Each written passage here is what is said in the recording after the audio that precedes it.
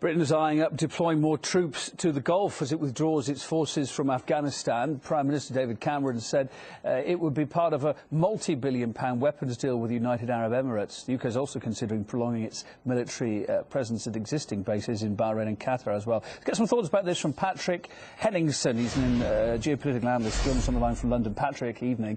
Now, referring to its Gulf presence, Britain's top military chief said, quote, should the need arise for another Libya-style intervention, we will be prepared. What do you think is the ultimate purpose of this military boost in the region, then?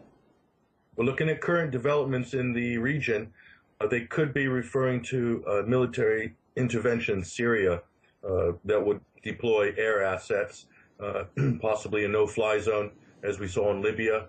Of course, this was debatable a few months ago, but looking at the degradation of internal Syria, it could be around the corner in 2013.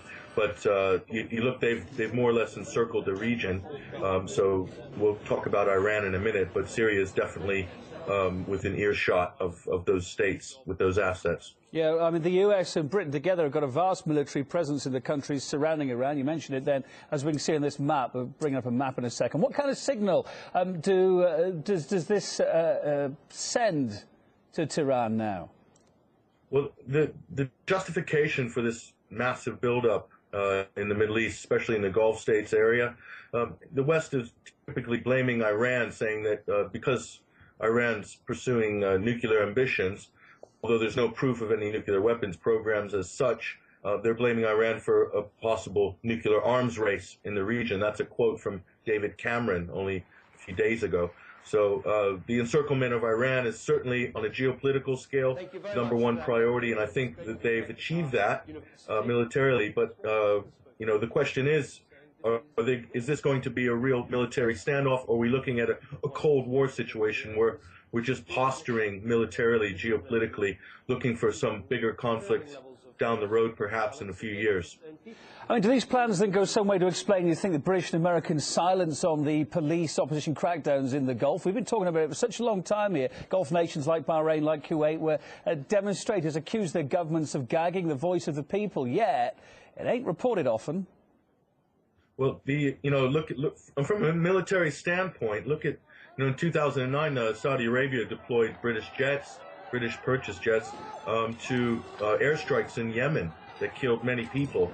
So, from a human rights point of view, yes, there's a lot to be said about what's going on in that region, particularly Bahrain.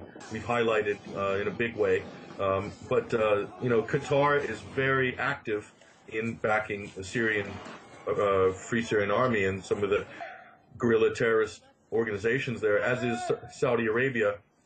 So what we're seeing here is a massive return to power politics, and I believe that there's also an economic element here with regards to the oil markets and the arms markets. Those two things go hand in hand.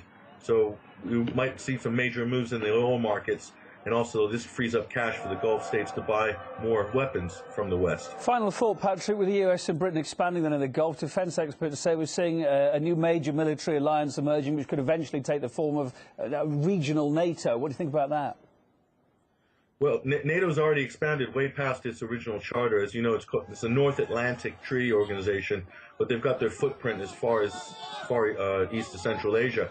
But, Britain's also signed the Five Powers Defense Arrangement that includes Singapore, Malaysia, New Zealand, Australia in this. And also, Obama has announced his pivot to the Pacific, if you will. So really what we're looking at, I believe that the Gulf states, they're looking to arm them and fold them into NATO.